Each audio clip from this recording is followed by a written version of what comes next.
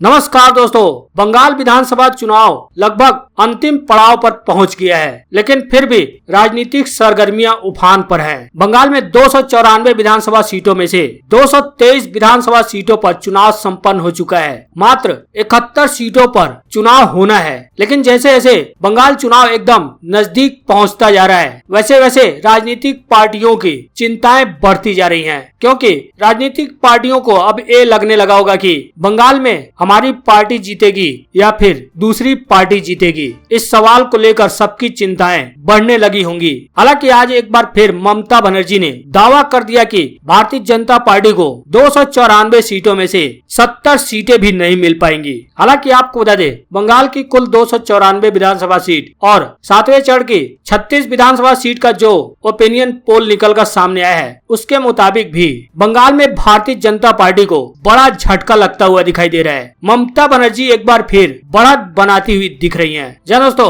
ये दोनों सर्वे के आंकड़े क्या कहते हैं, आपको एक एक का डिटेल से बताएंगे। लेकिन आपको क्या लगता है, क्या इस बार भी ममता बनर्जी हैट्रिक लगाने में कामयाब हो जाएंगी या फिर भारतीय जनता पार्टी अपना खेला करने में कामयाब हो जाएगी? कमेंट बॉक्स में अपनी राय जरूर बताएं। वीडियो को लाइक करें, चैनल को सब्सक्राइब करने के साथ ही घंटी को बजाना बिल्कुल ना भूलें। जी दोस्तों, जैसा कि आप सभी को पता होगा, हमारे देश में कोरोना तेजी से बढ़ रहा है। इसको लेकर अब बंगाल में सभी राजनीतिक पार्टियां अपने अपने रैलियों को कैंसिल कर रहे हैं। ममता बनर्जी ने भी अपनी सारी रैलियों को कैंसिल कर दिया। मात्र 26 तारीख को एक रैली करेंगी। हालांकि प्रचार प्रसार तो लगभग बंद हो चुका है, लेकिन फिर भी बंगाल का राजनीतिक पारा लगातार चढ़ता जा रहा है। जहां एक तरफ भारतीय जनता पार्टी लगातार एक दावा करते हुए दिख रही थी कि वो बंगाल में 200 के पार सीटें लाकर बंगाल में सरकार बनाएगी, तो एक बार फिर ममता बनर्जी ने दावा करते हुए कह दिया है कि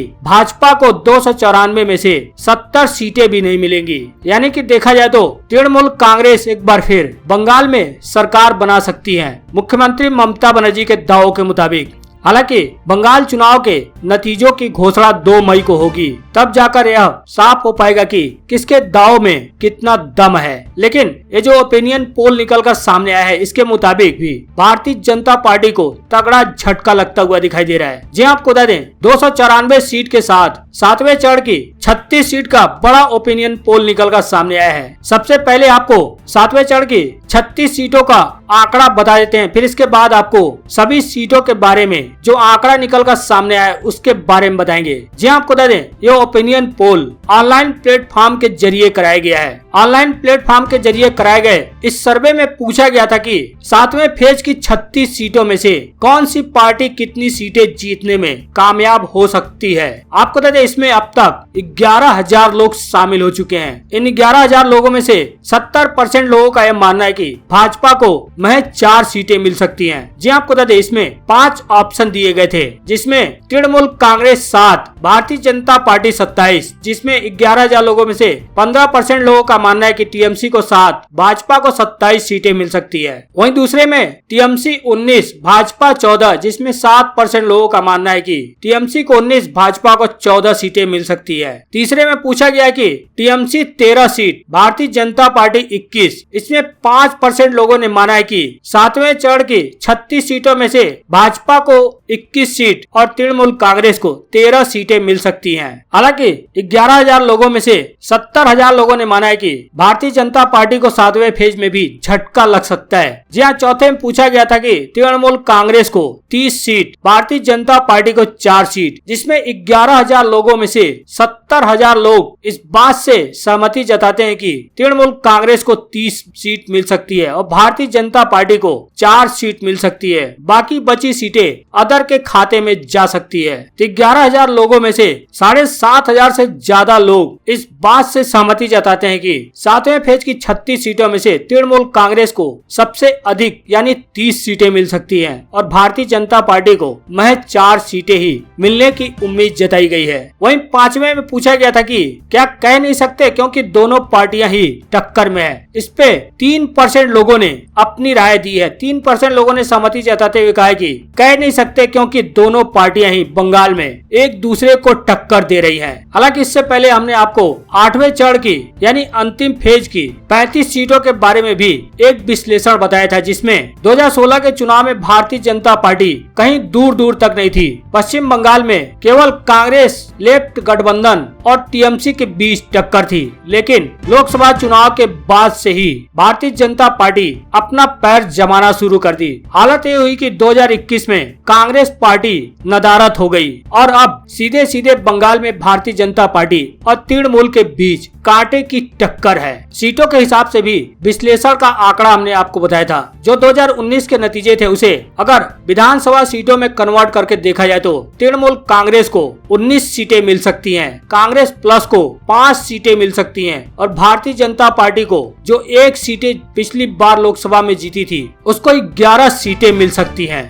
हालांकि आपको बता दें, पूरे बंगाल को लेकर भी एक बड़ा सर्वे निकलकर सामने आया है। इस सर्वे के मुताबिक भी बंगाल में ममता बनर्जी की पार्टी तृणमूल कांग्रेस को बढ़त मिलती हुई दिख रही है। जी आपको बता दें, यह सर्वे भी ऑनलाइन प्लेटफॉर्म के माध्यम से कराया गया है। ऑनलाइन प्लेटफॉर्म के जरिए कराए गए इस सर्वे में एक छोटा सा सवाल और वाजिब सवाल पूछा गया था कि बंगाल में किसकी सरकार बन रही है। जी आपको बता दें, इसमें अब तक 13,000 लोग अपना वोट दे चुके हैं, यानी 13,000 लोग शामिल हो चुके हैं, जिसमें 4 ऑप्शन रखे गए थे। Bharatiya Janata party, Trinamool Congress, Congress plus left. इन 13,000 लोगों में से भारतीय जनता पार्टी को सिर्फ 9% लोगों ने माना है कि बंगाल में भाजपा की सरकार बन सकती है। हालांकि 13,000 लोगों में से 85% लोग इस बात से सहमत है कि बंगाल में तृणमूल कांग्रेस की सरकार बन सकती है और वहीं मात्र 3% लोग इस बात से सहमत है कि बंगाल में कांग्रेस प्लस लेफ्ट की सरकार बन सकती है।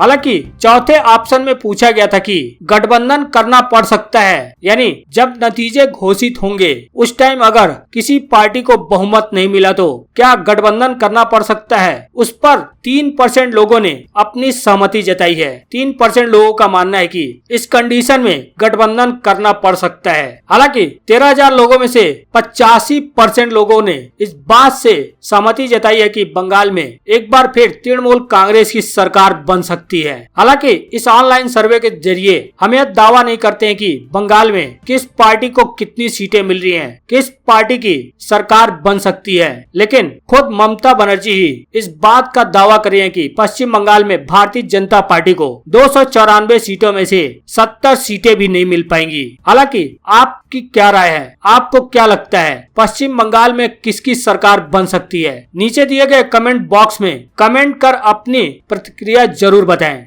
वहीं आपको बता दें, ममता बनर्जी ने चुनाव आयोग पर बड़ा आरोप लगाया है। कहा कि चुनाव आयोग के पर्यवेक्षक वोटिंग के दौरान तृणमूल कांग्रेस कार्यकर्ताओं को हिरासत में लेने के लिए दे रहे थे आदेश। जी आपको बता दें, पश्चिम बंगाल के सीएम ममता बनर्जी ने चुनाव आयोग पर गंभीर आरोप लगा दिया है। ममता बनर्जी ने चुनाव आयोग के 3 विशेष पर्यवेक्षक मतदान के दौरान टीएमसी के कार्यकर्ताओं को हिरासत में लेने के आदेश पुलिस अधिकारियों को दे रहे थे, ऐसा ममता बनर्जी ने चुनाव आयोग पर आरोप लगाया है। उन्होंने कहा कि इस तरह की साजिशों के खिलाफ चुनाव के बाद वह सुप्रीम कोर्ट जाएंगी। जहां आपको बता दें, पार्टी कार्यकर्ताओं को संबोधित करते हुए ममता बनर्जी ने कहा कि वह चुप नहीं बैठ सकती, बेशक उन्हें कारण बताओ नोटिस जारी कर दिया जाए। उन्होंने आरोप लगाया कि बहुत हुआ, अगर पर्यवेक्षक स्वतंत्र एवं निष्पक्ष चुनाव के लिए काम कर रहे हैं तो मुझे कोई आपत्ति नहीं है, लेकिन वे तो केवल भाजपा की मदद के लिए काम कर रहे हैं और तृणमूल कांग्रेस को खत्म करना चाहते हैं। जिलाधिकारियों और पुलिस अधीक्षकों के साथ विशेष पर्यवेक्षकों की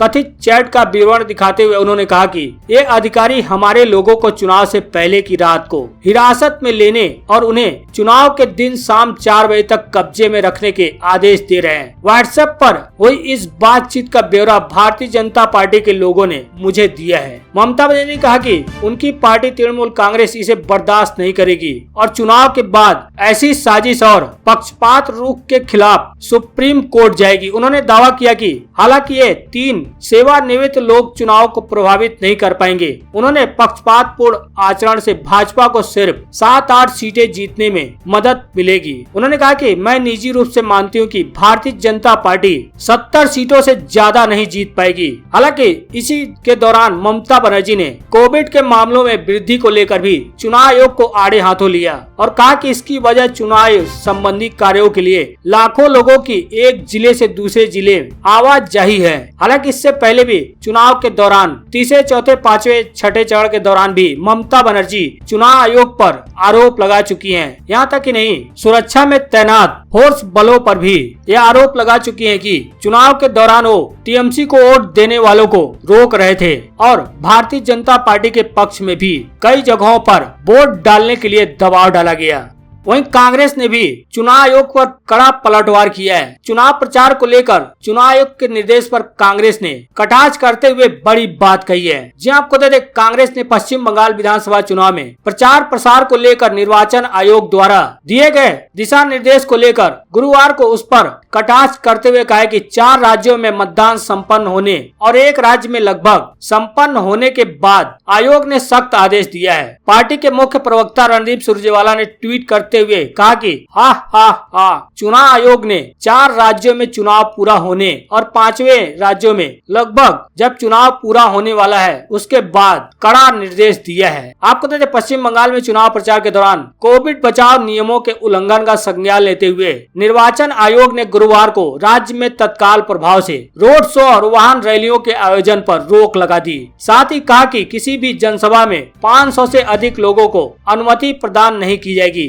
आदेश में कहा गया कि आयोग ने पाया है कि कई राजनीतिक दल और उम्मीदवार अभी भी जनसभा के दौरान सुरक्षा नियमों का पालन नहीं कर रहे हैं। इसी पर कटाक्ष करते हुए रणदीप सुरजेवाला ने ट्वीट करते हुए पहले तो चुनाव आयोग पर हंसा है, फिर आगे लिखा कि चुनाव आयोग ने 4 राज्यों में चुनाव पूरा होने पर 5वें राज्य में लगभग पूरा होने के बाद एक कड़ा निर्देश दिया है।